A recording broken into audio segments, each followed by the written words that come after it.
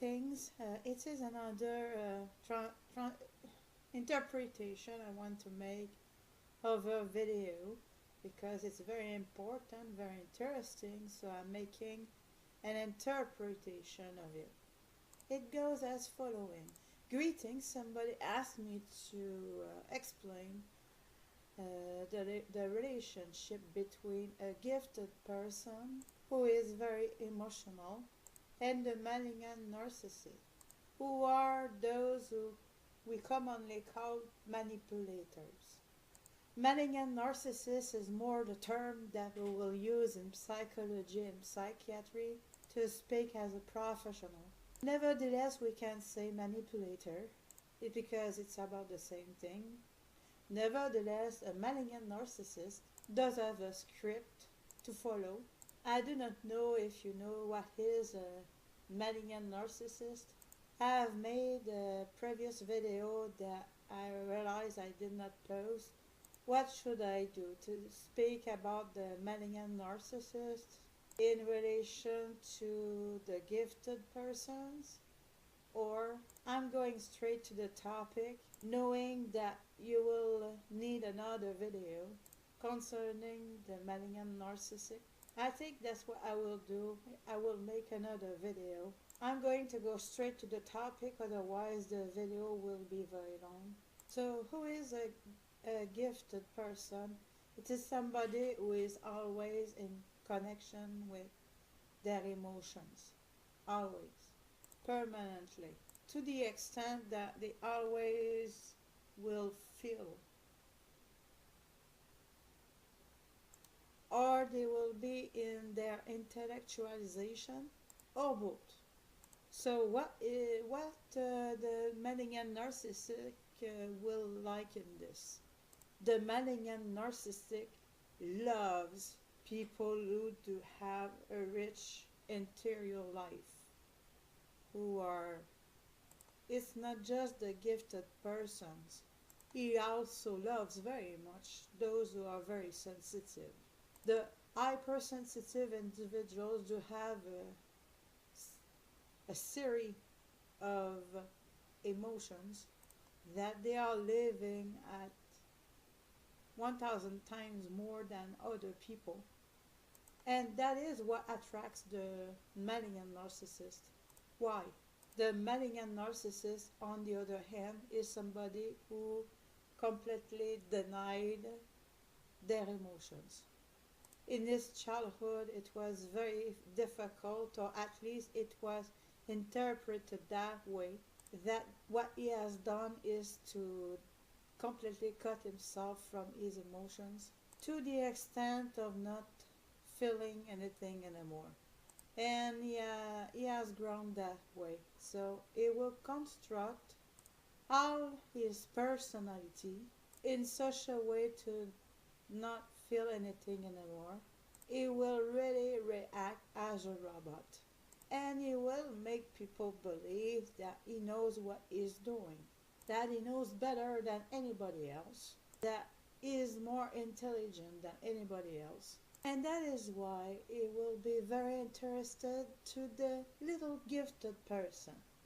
Why do I say little gifted person? It is ironic, but not so much. The gifted person does have problems with self-esteem, does have a lot of gifts and talents, and he or she is not really aware of it. She is so humble because she does have a problem with self-esteem that a lot of times she will allow people to guide her. Thus, she will believe she doesn't know. Now she thinks that she met somebody like her, who did analyze, who did completely dissect her, a real emotional scanning, which allows him to know who is in front of him, with whom he is dealing with. The malignant narcissist will present himself as if he would be the charming prince. The first phase being a phase of seduction. He will do everything he possibly can to attract the victim to him, and thus to have this attraction in order to install is how powerful he must then therefore answer all the desires that the other one is having. On the other hand, the gifted person who has been alone for the most part of their lives does dream to encounter somebody like her, who is dreaming to share the love that is overflowing her, who is living in this fantasy world, Kalinos fantasy world type of world.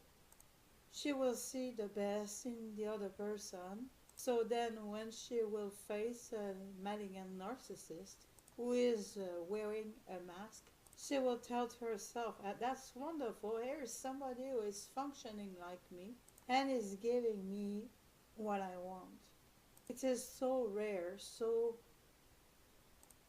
precious to find for the gifted person to find somebody like that who will bring to her on a silver plate what she wants. Other people around have the tendency to laugh at this, to not understand. It is so different that what she is used to. She will tell to herself, wonderful, I've finally found somebody who is like me. That is, with somebody that I will be able to share my love, and I will be able to give. We're so lucky because the malignant narcissist, what the malignant narcissist wants is take.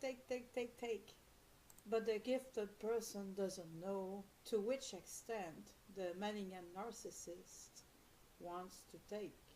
And the malignant narcissist is really not gifted, is really not a gifted person like the gifted person thinks he is.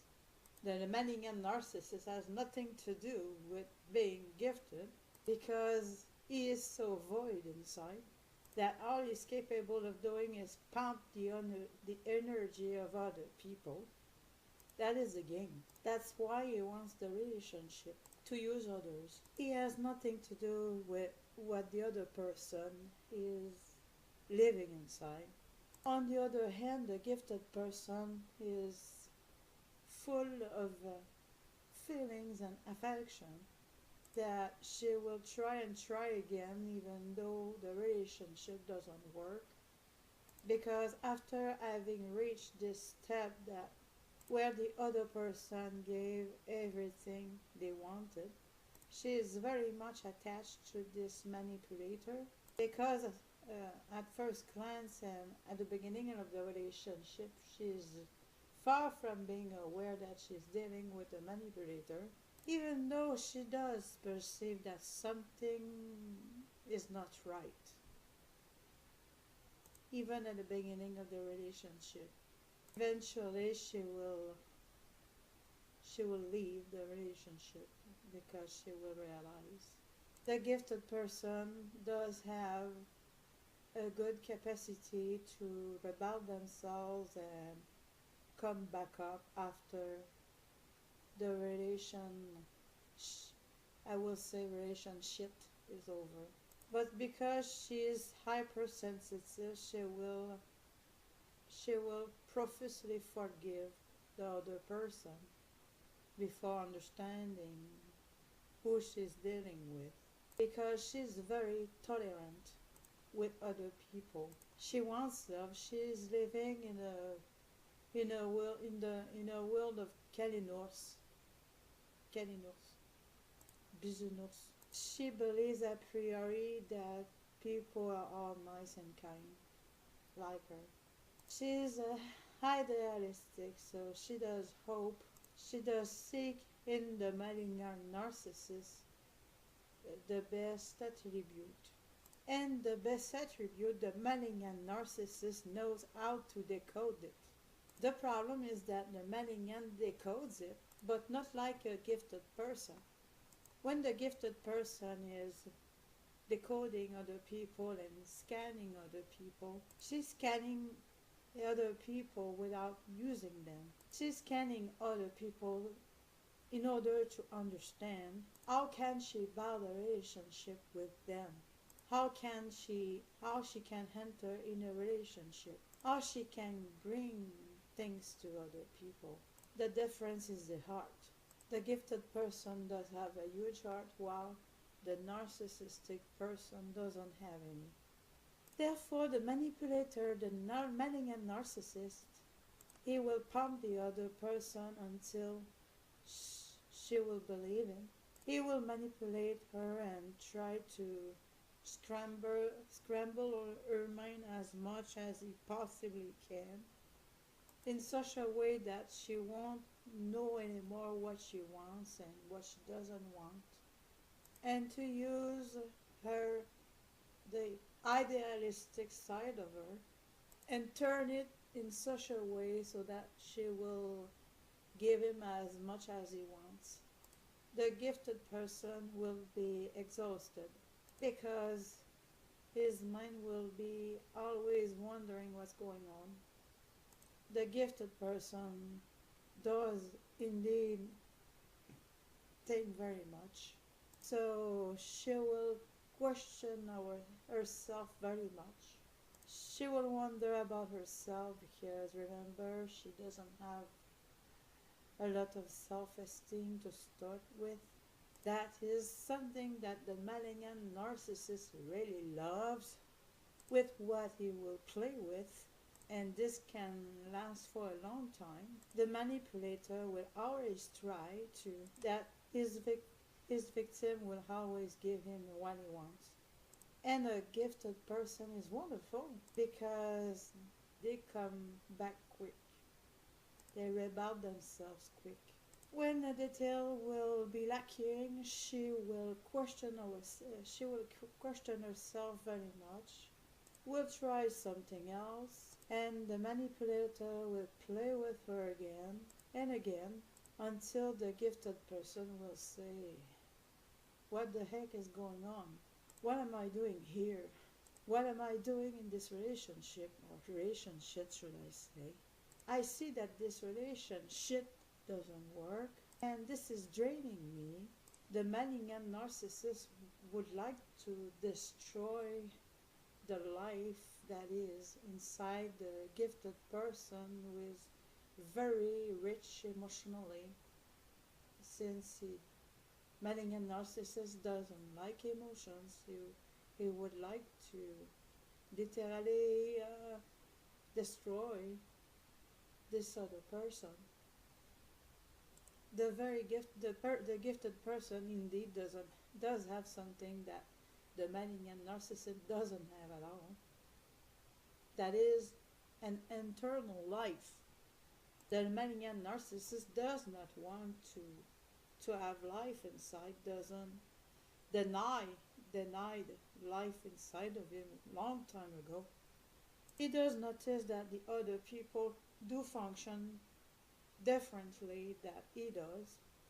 So when you really have a good heart, when you have a need to help other people, that is genuine, that the malignant narcissist doesn't have. To the contrary, he does want to destroy what he doesn't have.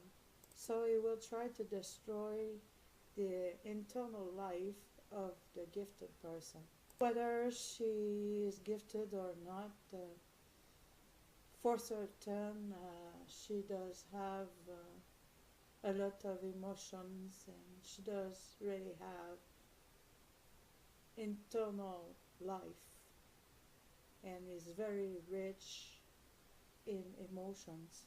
When it is a gifted person, there is more to destroy because it is somebody who developed very much their interiority, their internal life, because she does understand herself.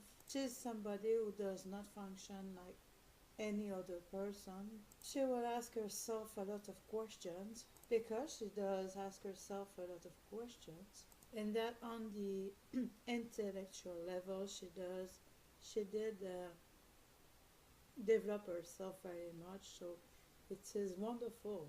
What does the manipulator want? He wants to destroy all of them, to break the internal life of the other person, the victim that he preyed upon. To bring the other person to do whatever he wants her to do. The malignant narcissist will work in such a way that he will make sure that the gifted person will wonder about herself, will question herself. He will intellectualize if the gifted person does intellectualize as well, because he does imitate. Remember, he wanted to appear gifted to the gifted person. The malignant narcissist will give false proofs so that his prey will interpret, and what the gifted person does know very well. She's used to question herself, but what she doesn't know is that those are false proofs, not real proofs. She's manipulated into thinking those are real proofs. And thus the malignant narcissist will give, between commas, intellectual food to the gifted person. So at first will say to herself, that's wonderful, I have met somebody who is like me, and I am not bored with that person. That is a challenge, that's wonderful. This is horrible because it is lost energy, at least for the gifted person. And the malignant narcissist does feed and feed and feed himself. Give, give, give, give, give. He's asking to give. I should have said take, take, take, take, take. That's why the malignant narcissist and the gifted person will be attracted to each other. One is working on a give, give, give mode, and the other one is working on a get, get, get mode, or take, take, take mode. The gifted person didn't find what he was looking for, while the malignant narcissist didn't understand what the other person was looking for. So he can bring to her on a silver plate, but it's all fake.